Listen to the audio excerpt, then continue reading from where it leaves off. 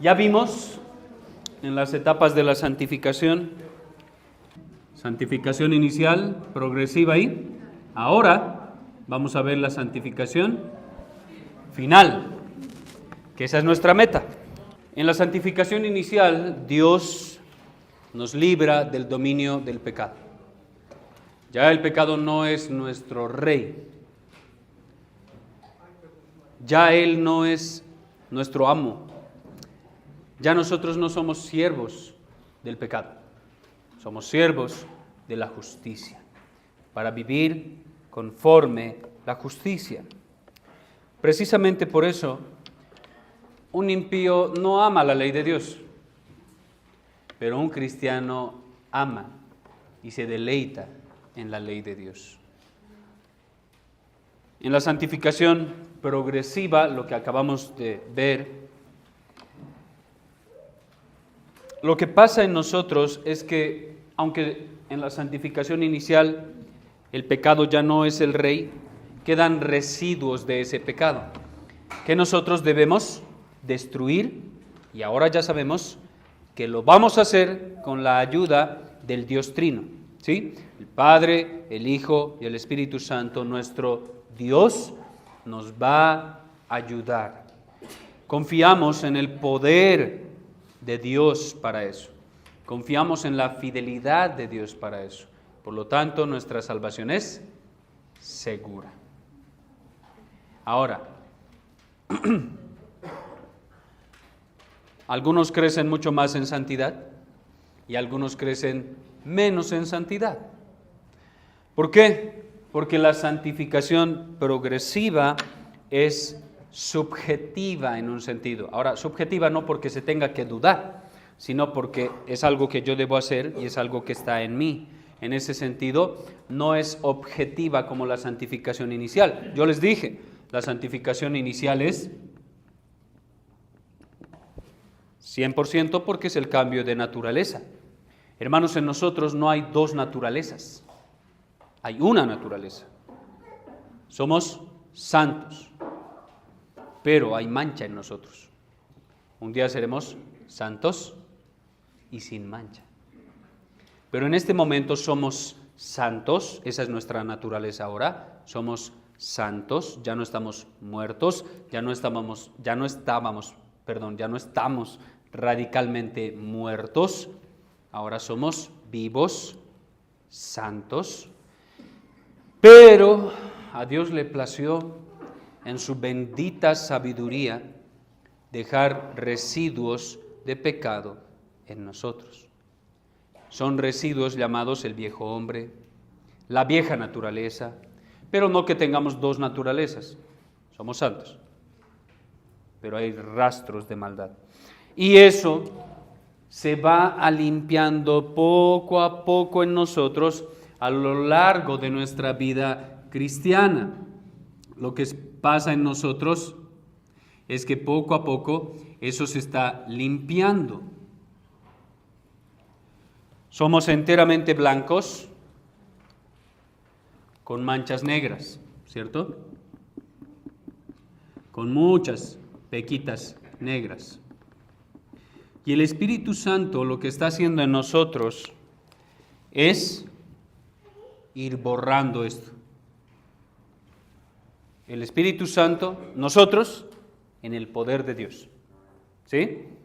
Vencer ese pecado que aún mora en nosotros.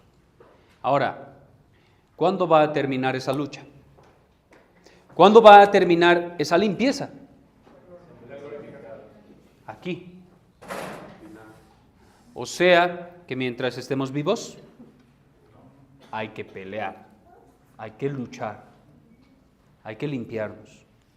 Tenemos que ser diligentes y responsables mientras estemos con vida, hasta el último hálito de vida que salga de ti, estás en proceso de santificación.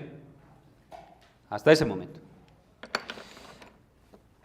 ¿Cuál es el pasaje? Simplemente para repasar. ¿Cuál es el pasaje que nos habla de las etapas de la santificación? Muy bien, Romanos 6, 22. Ténganlo en su mente. Romanos 6, 22. ¿Cuál es la última etapa que menciona ese versículo? Y como fin, la vida eterna, la vida bienaventurada, la vida que alcanzarán solo los santos, solo y únicamente los santos. ¿Y qué quiero que veamos acerca de esto, de esta santificación final? Podríamos ver muchas cosas, y créanme, 1 hora no alcanzaría, necesitaríamos mucho tiempo, pero vamos a intentar resumir eso. Número 1, quiero que veamos los elementos que envuelven esta etapa. Hay varios elementos que vamos a ver.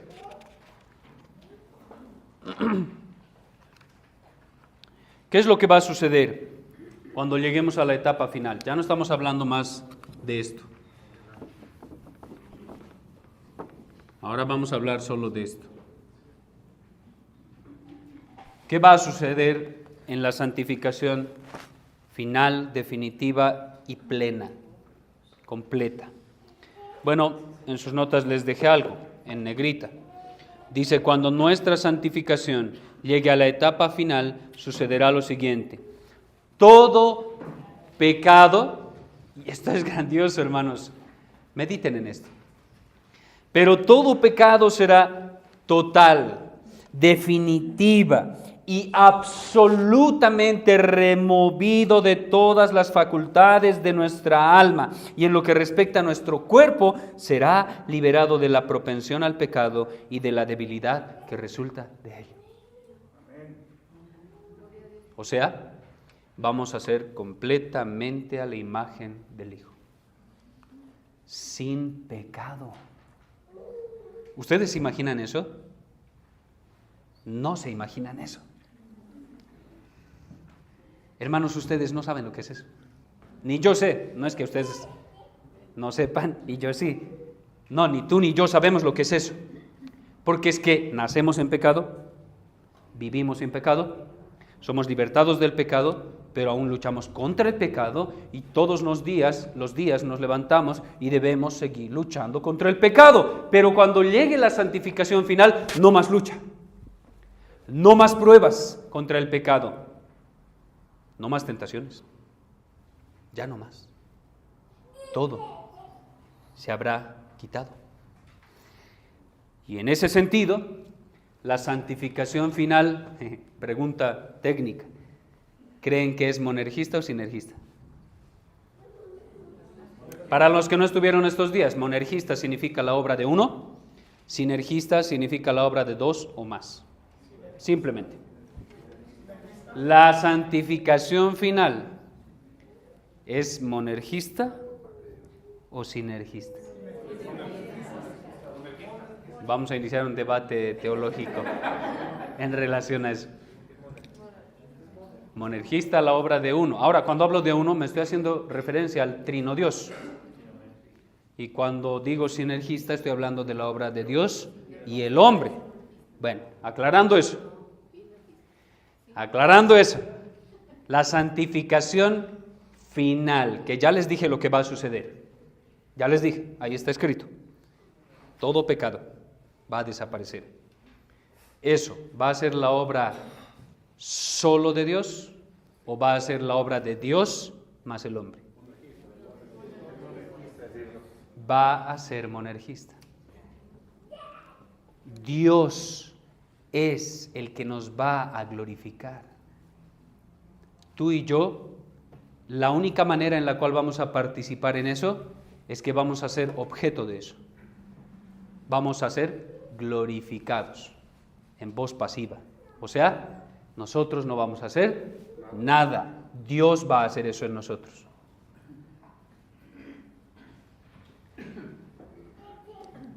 Vamos a ver algunos textos. Mateo 10, 28. Alguien que lo lea, por favor. No temáis a los que matan el cuerpo, mas el alma no pueden matar. Temed más bien a aquel que puede destruir el alma y el cuerpo en el infierno. ¿Quién es el que tiene poder para tocar? Déjeme terminar la pregunta. ¿Quién es el que tiene poder para tocar tu alma y tu cuerpo? El hombre solo tiene poder para tocar tu cuerpo. ¿Lo puede tocar? Sí.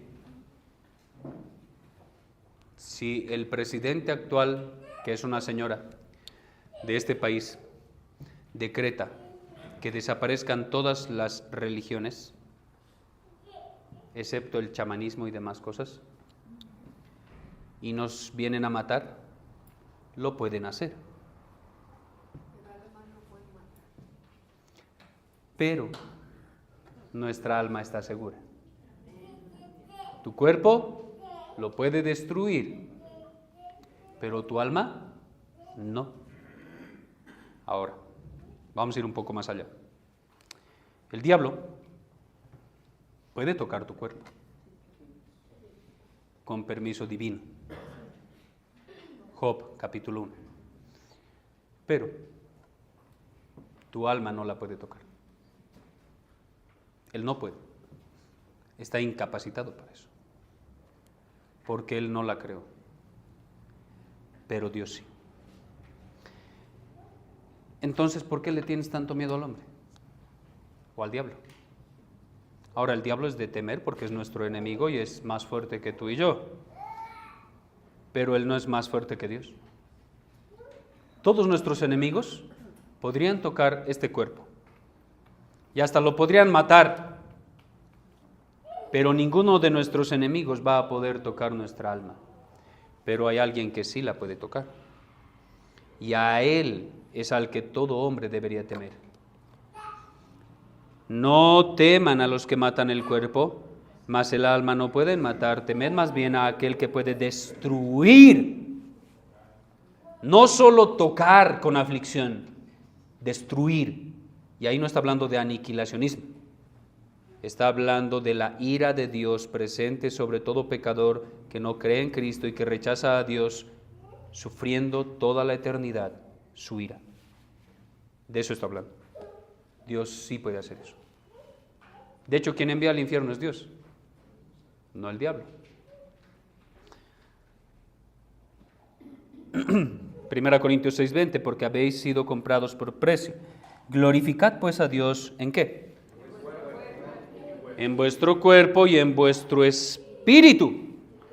¿Se dan cuenta que esos pasajes apuntan tanto al alma como al cuerpo como algo importante para Dios? Dios no solo quiere tu alma santa, quiere tu cuerpo santo. Nosotros debemos glorificar a Dios tanto en nuestra alma como en nuestro cuerpo, porque ambos le pertenecen a Él. Él es el creador, nosotros somos criaturas. En el pasado decían criaturas, por creación. Hoy en día no se entiende tanto, somos criaturas de Dios. Si yo fuera alguien experto en marcadores, que crea marcadores, y yo creé este marcador, ¿a quién le pertenece? A mí. Del marcador. Yo soy fabricante de marcadores. Este marcador es mío y yo con este marcador hago lo que yo quiera. Bueno, tú le perteneces a Dios.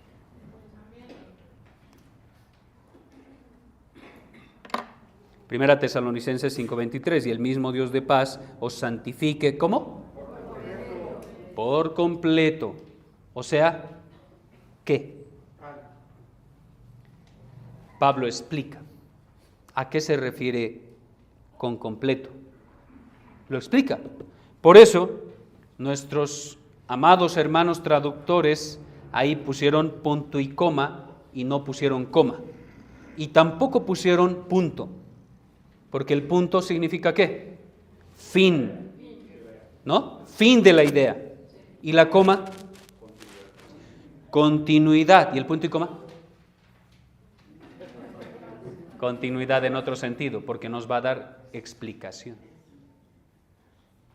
Hermanos, están muy buenos en gramática. Y es importante, hermanos, es muy importante. Pablo dice, y el mismo Dios de paz os santifique por completo. Y si yo le pregunto a Pablo, Pablo, ¿a qué te refieres con santificarnos? Que Dios nos va a santificar por completo. O, ¿A qué se refiere Pablo con ese bendito deseo que tiene para la iglesia de Tesalónica? ¿Cuál es el deseo de Pablo? Que nos santifique por completo. ¿Y qué es eso? Bueno, estar santificados por completo significa todo vuestro ser, espíritu, alma y cuerpo. Ahora, aquí no está diciendo que somos tricótomos. Ya sé que no les gustan los términos difíciles. No está diciendo que estamos constituidos de 3 partes. Ahora el punto es este. Si este texto apuntara a la constitución del hombre, no serían 3 partes, serían 4. Porque si se dan cuenta, ahí hay puras comas. Y no hay puntos y comas. Y tampoco hay puntos finales. Si nosotros dijéramos que el hombre está constituido, como muchos creen, de espíritu, alma y cuerpo, el ser, ¿dónde lo ponemos? Ahí, si creeríamos eso, después de ser, en vez de coma tendría que haber punto y coma, porque Pablo nos estaría explicando a qué se refiere ser, alma y cuerpo, ¿no? Espíritu, alma y cuerpo. Pero Pablo no hace eso, ni en el griego, ni en el español, que es su traducción. ¿Qué está haciendo entonces Pablo? ¿Por qué Pablo menciona ser, espíritu, alma y cuerpo? Si no está hablando de la constitución del hombre, ¿qué está haciendo?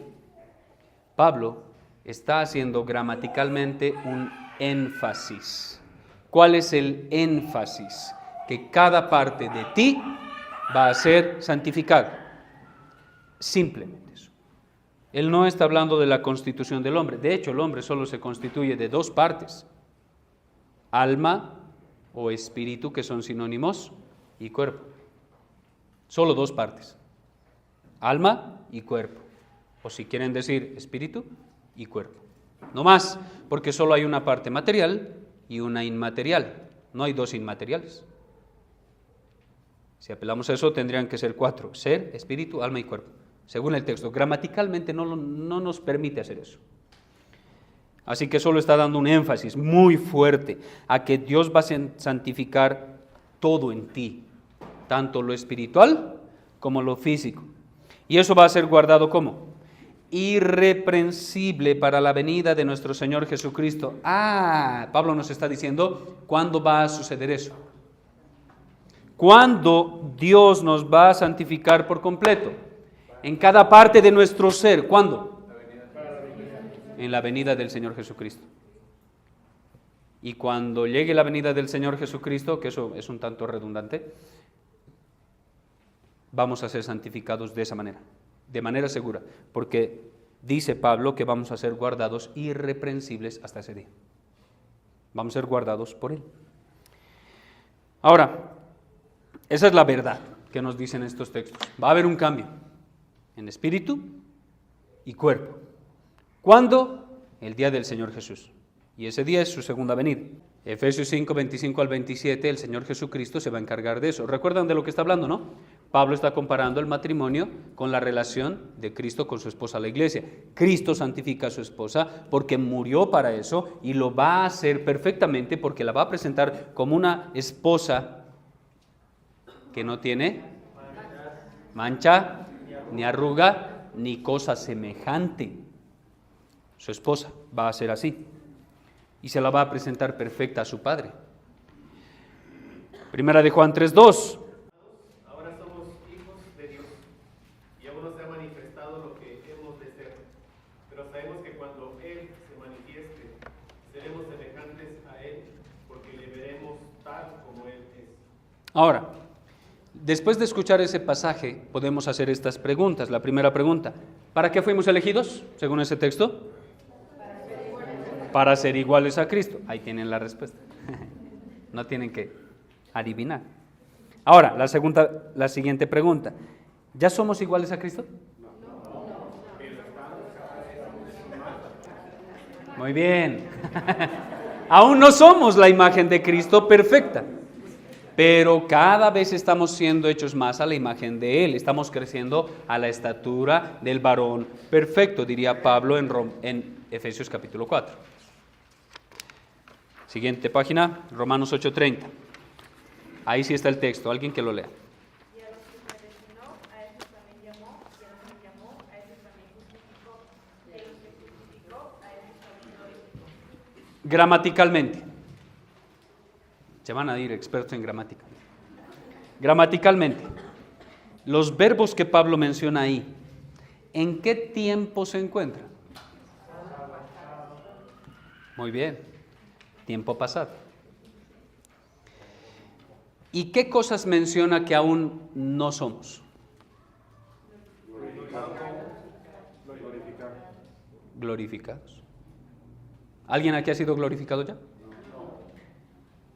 ¿Realmente y actualmente? No. Pero en el decreto sabio y eterno de Dios, sí. Sí, por eso, mi amado hermano, la salvación es enteramente segura, no por ti. Porque si nos enfocamos en nosotros, sí podríamos perder la salvación. De hecho, si nosotros tendríamos que asegurar la salvación, ya la perdiste hace un segundo atrás. Y te toca volverla a recuperar. Pero ¿qué tan difícil es ganarse la salvación? Para el hombre es imposible ganarse la salvación. Así que si alguien la pierde, es imposible que la recupere. Es imposible. Porque ¿cómo son salvos los hombres? Por gracia, por medio de la fe. No por obras, ¿para qué? Para que nadie se gloríe. Así que, si alguien perdiera su salvación, sería imposible que la recupere. Pero alguien que tiene la salvación, es imposible que la pierda. No por ti, porque tú la puedes perder, yo la puedo perder. Pero es imposible que la pierda por Dios. Porque en la mente de Dios, miren cómo planeó Él de manera perfecta todo. A los que antes predestinó, ¿dónde pasa eso? En la eternidad. Decimos pasada simplemente para entender un poquito más, pero fue antes de la creación, cuando solo subsistía Dios en sí mismo, Padre, Hijo, Espíritu Santo. En la eternidad Dios nos predestinó. Y dice que a esos que predestinó, ¿qué va a suceder en el tiempo? Porque esto otro ya es en el tiempo. Pero eso es algo que planeó allá. Cuando predestinó en ese tiempo, también determinó a quiénes iba a llamar. ¿Sí o no? Bueno, entonces en la eternidad también decidió llamar. ¿Y creen que va a fallar Dios en eso? Si respondemos sí a alguna de estas, la salvación se pierde. Si respondemos no, la salvación es segura. Miren, en la eternidad Dios decidió predestinar, ¿no? Luego decidió llamar. ¿Va a fallar en eso? Yo creo que no, porque Él es Dios. Pero ¿qué más dice? A los que llamó a estos también, ¿qué? Justificó. ¿Creen que Dios va a fallar? Todo eso está en la eternidad, ¿sí? También los justificó, tiempo pasado. ¿Y qué más? A estos que predestinó, llamó, justificó, también los.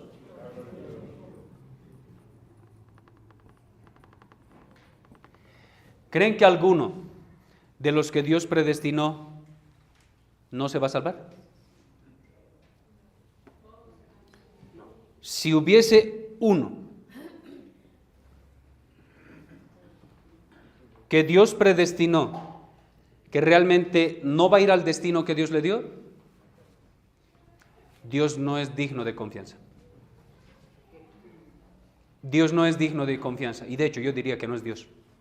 Ese Dios que planeó algo y que su plan no se ejecuta de manera perfecta, no es Dios. Ese es un Dios imaginario. Es un ídolo.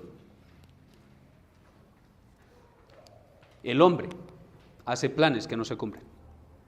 ¿Sí o no? ¿Cuántas veces has hecho planes y no salen bien? Yo soy un ejemplo de eso. Planeamos enviarles todos los días las notas de manera perfecta para que todos las tengan. ¿Y la primera hora qué?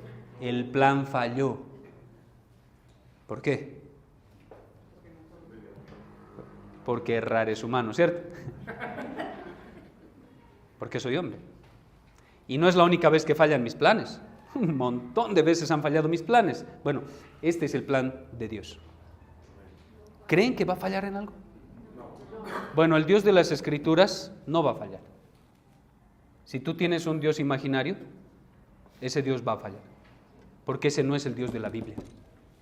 Pero el Dios de la Biblia, según Pablo nos dice, es un Dios que no falla y es perfecto. Y es tan perfecto que aunque tú estás cayendo en pecado y estás luchando con el pecado y estás sufriendo por las pruebas y crees que no eres salvo, en la mente de Dios estás glorificado.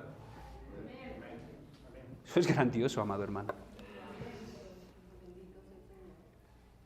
Amados hermanos, la meta en sus notas es ser perfectos. No la vamos a obtener en esta tierra.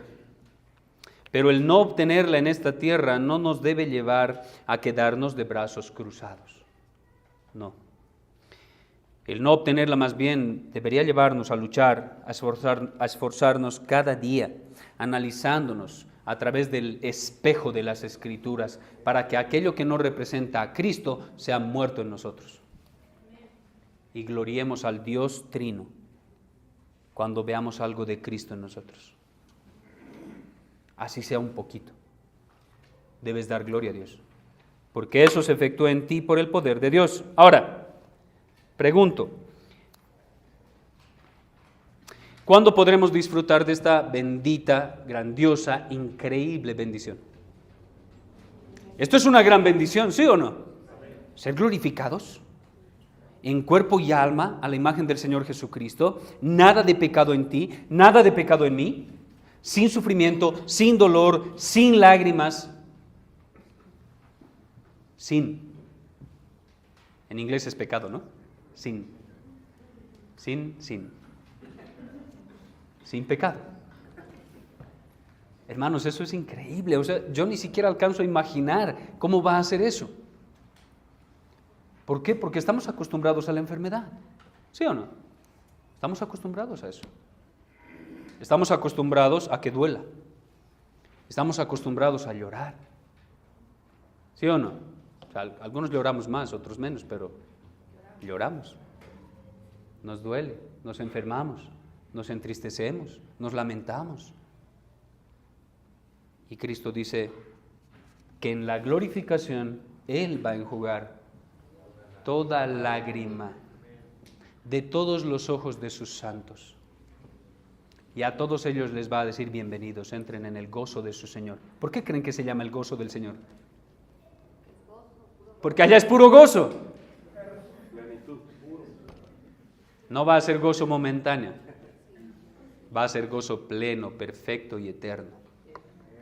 No más tristeza, no más dolor. ¿Cuándo llegue eso? Eso nos guía a lo segundo, el momento en el que ha de ocurrir todo esto. Miren, hermanos, no todos los creyentes vamos a pasar por la misma experiencia en este asunto. Algunos experimentarán la santificación final en 2 etapas, otros en una sola etapa. ¿Por qué 2 etapas? Porque algunos vamos a morir, ¿no? En esta vida. Cuando mueres, creo que lo explico ahí, pero inmediatamente mueres, tu alma va al Señor. No va a un limbo, no va al purgatorio y no va al sueño de los santos, que es una creencia particular en muchas iglesias. No hay tal cosa.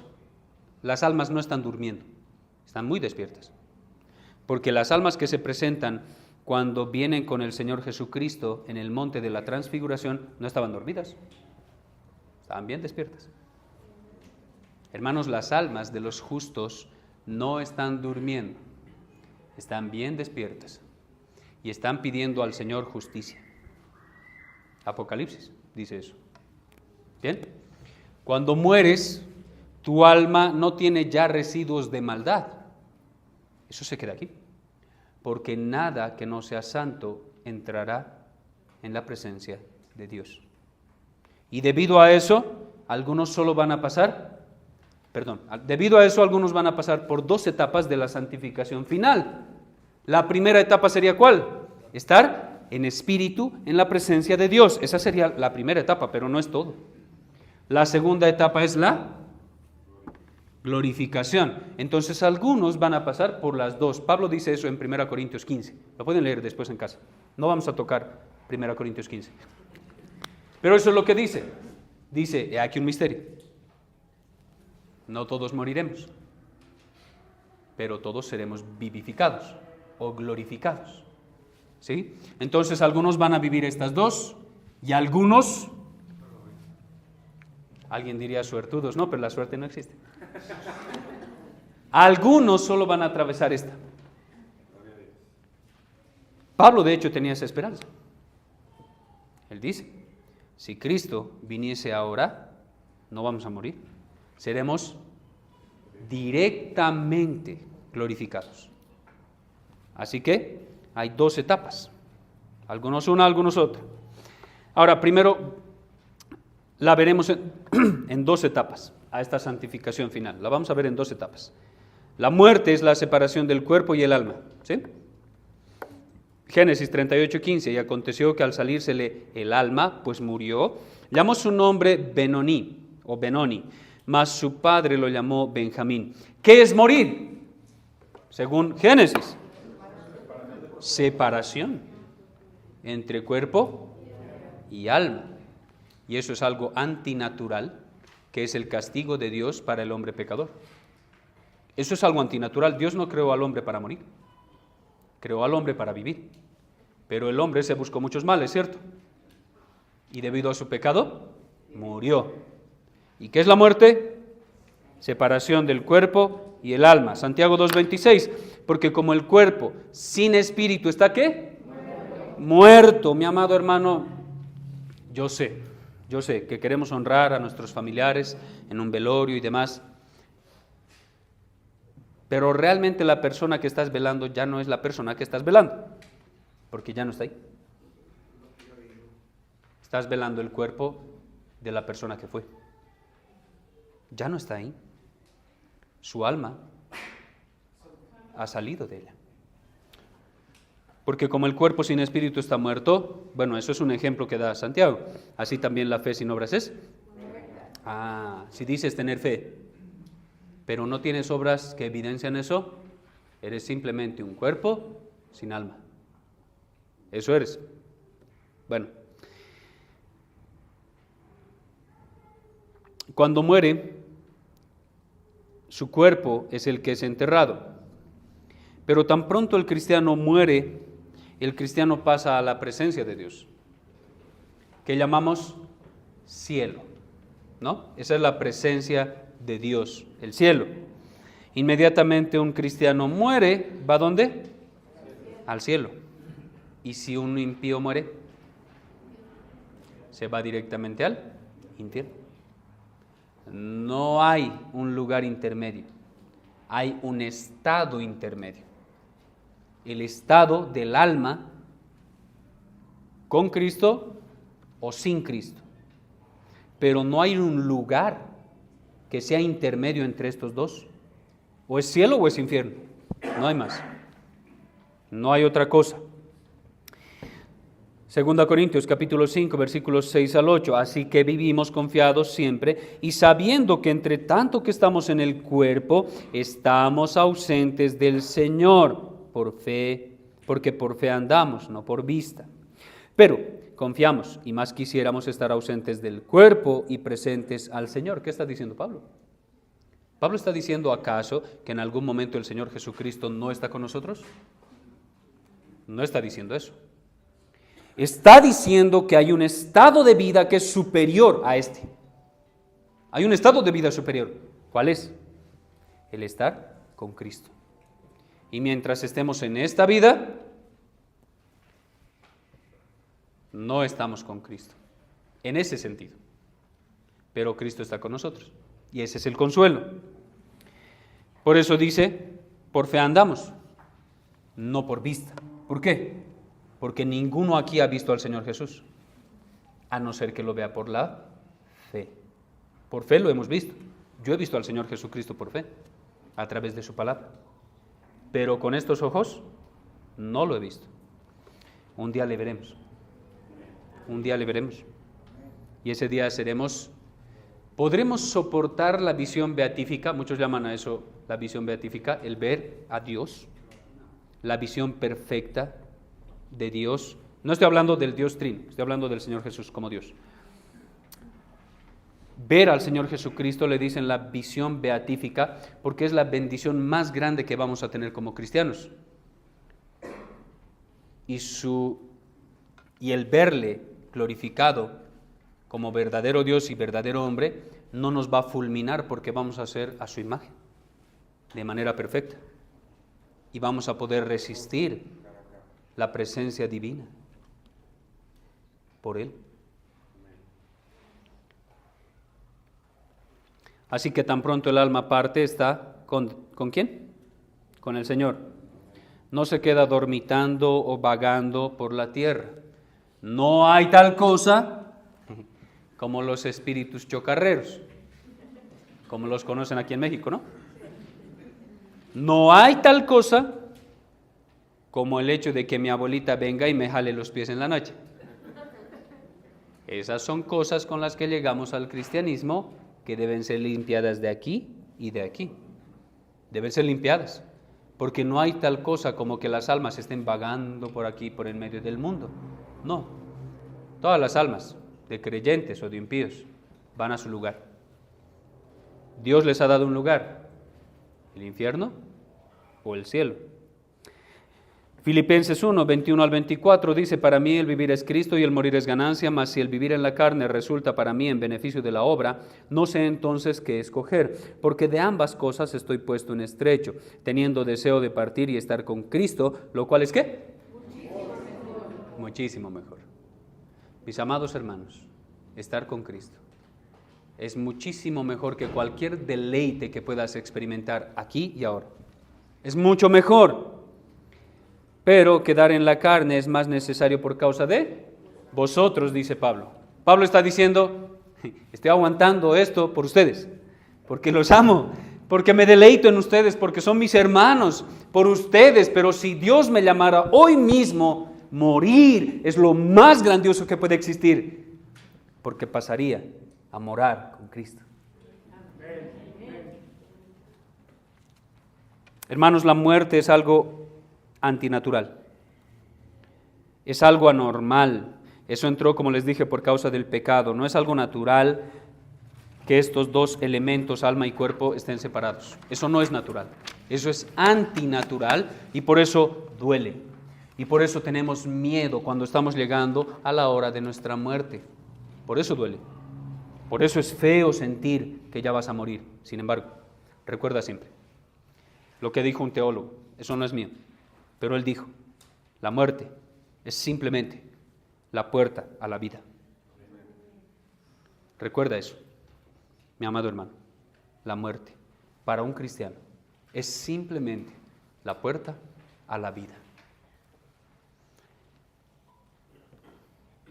Por eso lo que les puse ahí, en el creyente, morir es una bendición, ya que al momento en el que cerremos nuestros ojos de este lado,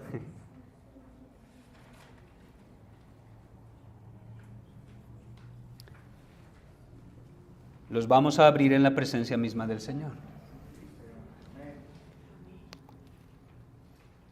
Tal vez lo último que veas sea tu esposa o tus hijos.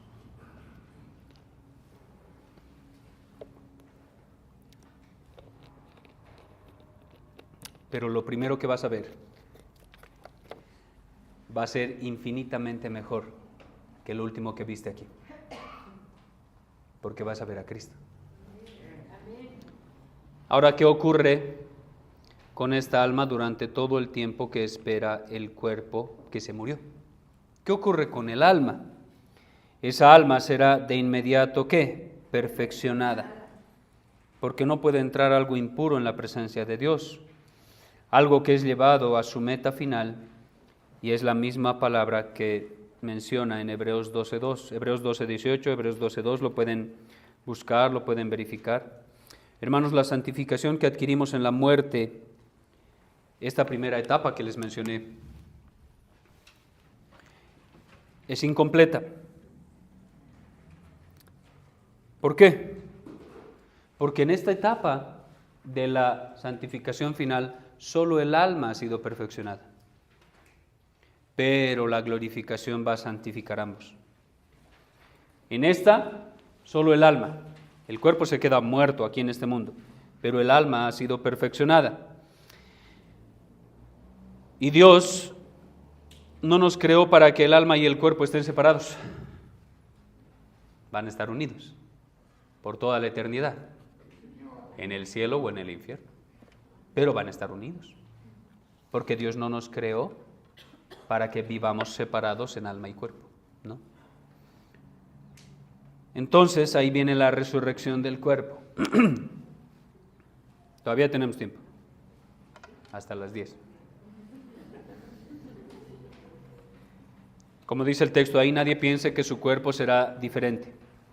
Amado hermano, vas a resucitar con el mismo cuerpo, sin pecado y sin evidencias del pecado. Hermanos, la vejez es un resultado del pecado. O sea, que vamos a resucitar con el mismo cuerpo, pero yo pienso que va a ser más joven del día en que vamos a morir. Tal vez en la misma etapa en la cual Dios crea a Adán y a Eva. Adán y a Eva en su año 0 tenían un cuerpo ¿qué? Maduro. No eran bebés. Los crea maduros. Ahora, no sabemos cómo eran. Pero no había envejecimiento, porque el envejecimiento es resultado del pecado, porque el envejecimiento te lleva a morir. Ahora, eso es lo que yo creo. Si creen algo diferente, no hay problema, somos hermanos. El cuerpo será liberado de todo vestigio de corrupción en la glorificación y será constituido exactamente como el cuerpo del Señor Jesucristo resucitado, con las mismas propiedades. El Señor Jesucristo, después de resucitar, tuvo hambre y comió. O sea, nuestro cuerpo en la resurrección va a ser igual al de Él. Aún vamos a comer, no vamos a volar, no vamos a ser superinteligentes, aunque debido a que no va a haber pecado, sí vamos a ser más inteligentes. Sí, claro. El no ser inteligentes, muy inteligentes, algunos sí, pero no todos tenemos ese privilegio. Pero eso es un resultado del pecado. Adán, después de Cristo, fue el hombre más inteligente que ha pisado la tierra, porque Adán fue creado con una mente sin mancha de pecado. ¿Saben por qué el Señor Jesucristo, en su verdadera humanidad, era tan sabio? Porque el Señor Jesucristo nació sin pecado. Y el pecado nunca manchó sus facultades. Por eso cuando dice el texto que crecía en estatura, en gracia, en sabiduría, entre Dios y los hombres, el Señor Jesucristo creció de esa manera, de manera muy acelerada. Es el genio de genios, hablando de su humanidad, porque el pecado no manchó sus facultades mentales. El nuestro sí. Bueno, ya me estoy desviando del tema y luego hablamos de otra cosa. Romanos capítulo 8, versículos 18 al 23. Lo voy a leer yo porque lo voy a leer más rápido y me van a escuchar todos. Pues tengo por cierto que las aflicciones del tiempo presente no son comparables con la gloria venidera que en nosotros ha de manifestarse. Porque el anhelo ardiente de la creación es el aguardar la manifestación de los hijos de Dios. Porque la creación fue sujetada a vanidad, no por su propia voluntad, sino por causa del que la sujetó en esperanza. Porque también la creación misma será libertada de la esclavitud de la corrupción, a la libertad gloriosa de los hijos de Dios. Porque sabemos que toda la creación gime a una, y a una está con dolores de parto hasta ahora, y no solo ella, sino que también nosotros mismos, que tenemos las primicias del Espíritu, nosotros también gemimos dentro de nosotros mismos. ¿Esperando qué? La adopción. ¿Ya fuimos adoptados? Sí.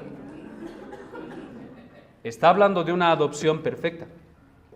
Ya fuimos adoptados, estamos siendo adoptados y seremos adoptados en el sentido teológico de la palabra. A eso le llaman el ya, pero todavía no.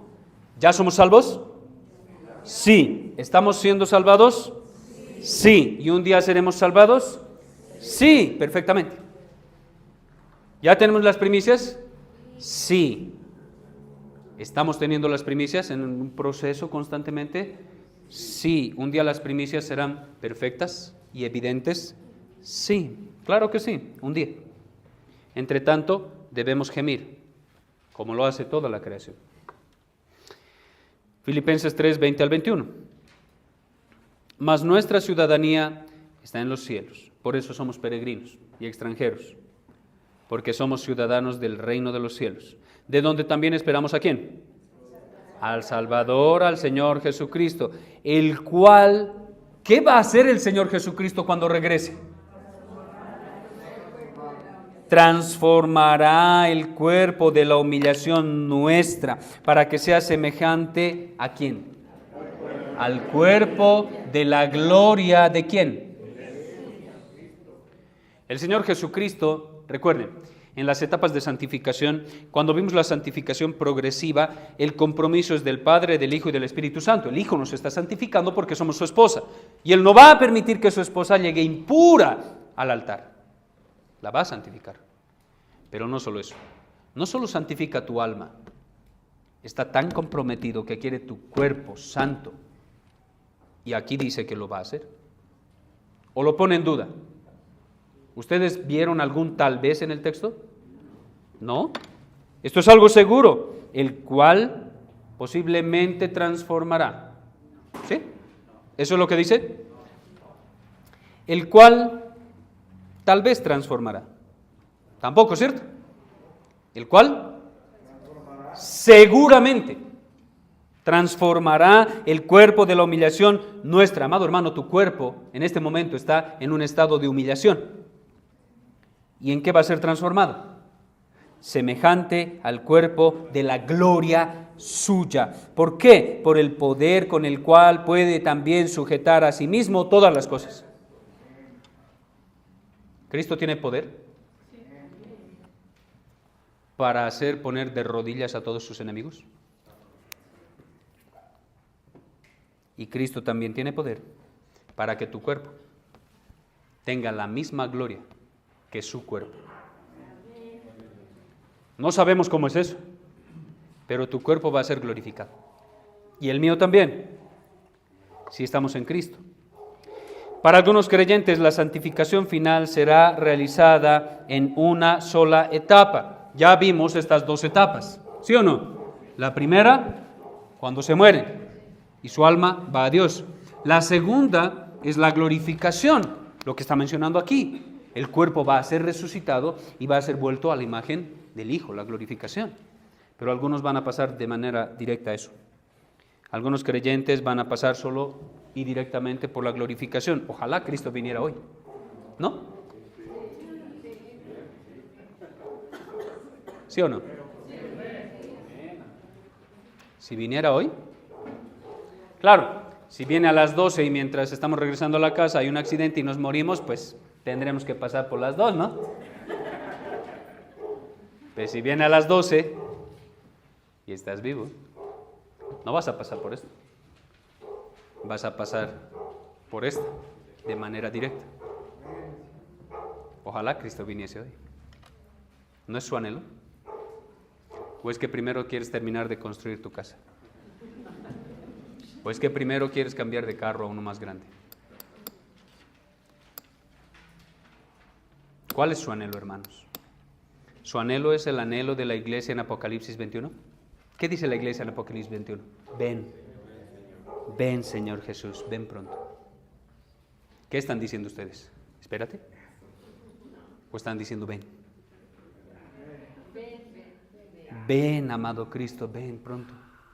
Quisiera que vengas hoy, porque quiero estar contigo, allá en gloria, ya no más aquí, ya no más como extranjero y peregrino en esta tierra, quiero estar contigo.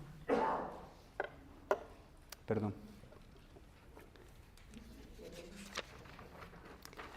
Primera Tesalonicenses 4, 13 al 18. Tampoco queremos, hermanos, que ignoréis acerca de los que duermen. Ese dormir es los que han muerto. ¿Sí? Los que han muerto. Para que no os entristezcáis como los otros que no tienen esperanza. Porque si creemos que Jesús murió y resucitó, así también traerá Dios con Jesús a los que durmieron en Él, o sea, a los que murieron en Él. ¿Quién va a traer a los que murieron en Él? Cristo. Cristo. Por lo cual os decimos esto en palabra del Señor, que nosotros que vivimos, que habremos quedado hasta la venida del Señor, no precederemos a los que durmieron, porque el Señor mismo, con voz de mando, con voz de arcángel y con trompeta de Dios, descenderá del cielo. Esto no es algo secreto. ¿Se dieron cuenta? Ya lo vieron en escatología, ¿cierto? No hay tal cosa como un rapto secreto. No hay tal cosa. Porque ¿qué dice aquí? Va a ser ¿cómo? Con voz de mando, o sea, va a sonar fuerte, con voz de arcángel y con trompeta de Dios. Él va a descender del cielo y los muertos en Cristo, ¿qué? Resucitarán primero, o sea, algunos que ya estén muertos pasaron por esta, pero van a resucitar primero, o sea, su segunda etapa. Pero ¿qué más dice? Si nosotros estuviésemos con vida, dice Pablo, luego nosotros los que vivimos, o los que estuviéramos vivos, si es que viniese en ese momento, los que hayamos quedado, dice Pablo, seremos ¿qué? Arrebatados juntamente con ellos en las nubes para recibir al Señor en el aire, y así estaremos siempre con el Señor. Por tanto, alentaos los unos a los otros con estas palabras. Mis amados hermanos, si el Señor Jesucristo viniera en este mismo momento, el rapto no sería secreto.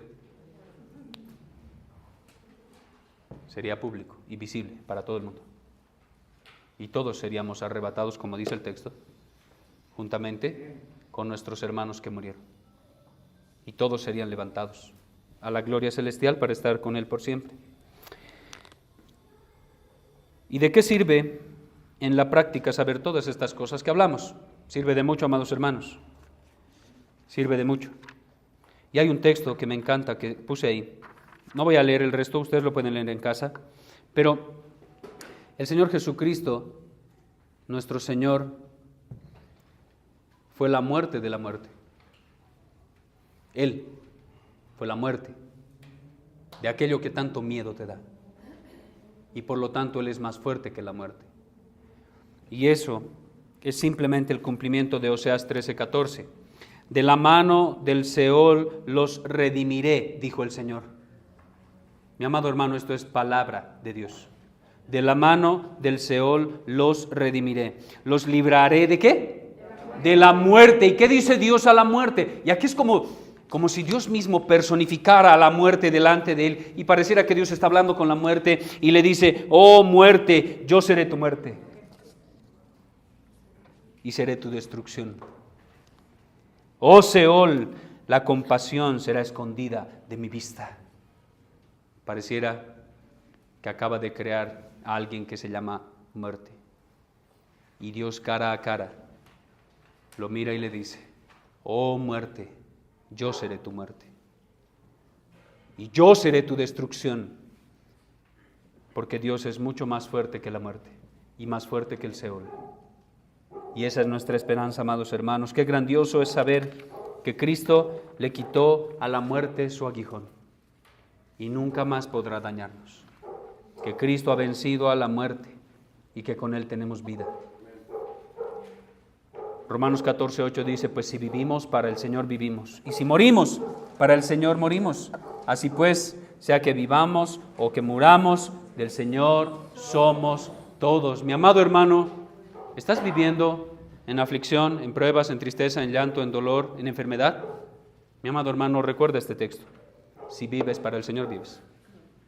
Y si mueres hoy mismo, para el Señor moriste. Así que sea que vivamos o que muramos, mi amado hermano, tú ya perteneces a Cristo.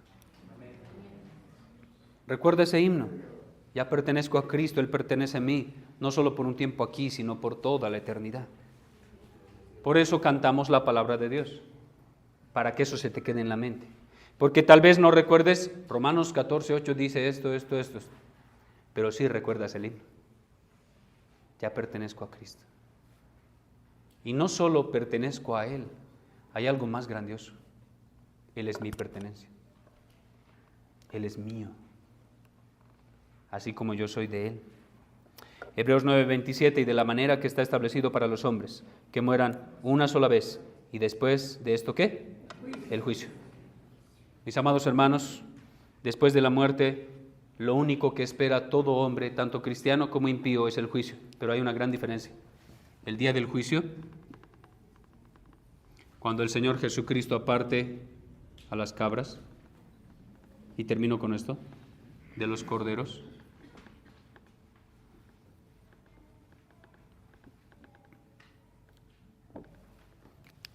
¿saben qué va a pasar? A los corderos, el Señor Jesucristo les va a decir: por cuanto hiciste esto y esto y esto, ven a mí, bendito de mi Padre, porque cuando estuve desnudo me cubriste, porque cuando tuve hambre me alimentaste, y cuando estaba en la cárcel me visitaste.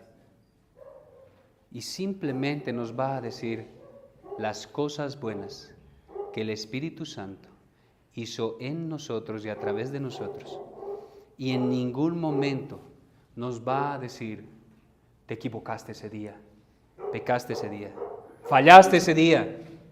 No, ningún pecado será levantado el día del juicio en contra de los corderos, porque recuerden, ya el Cordero de Gloria ha llevado en la cruz todos y cada uno de nuestros pecados. Y Dios sería injusto si alguno de los pecados por los cuales Cristo pagó nuevamente fuera puesto en nosotros. Dios sería injusto, pero Dios es justo y ama la justicia. Y si Cristo pagó por todos nuestros pecados, el día del juicio simplemente nos dirá: venid, benditos de mi Padre, heredad el reino preparado para ustedes desde antes de la fundación del mundo. Va a ser gracia sobre gracia, premio después premio y premio y premio. A ninguno se nos va a acusar de nada. ¿Qué va a pasar aquí? Porque tuve hambre y nunca me diste de comer, porque tuve sed y no me diste agua, porque estuve en la cárcel y no me visitaste. Por lo tanto, échenlos a las tinieblas de afuera, donde será el lloro y el crujir de dientes. ¿Por qué? Porque nunca fueron de Cristo, y Cristo no pagó por ninguno de sus pecados. Cristo no murió por ellos, Cristo murió por ellos. Mi amado hermano, si eres un cordero, tu salvación es segura. Y el día que Cristo regrese, solo vas a recibir recompensas. Santos seréis, porque santo soy yo, dijo Jehová nuestro Dios. Oremos.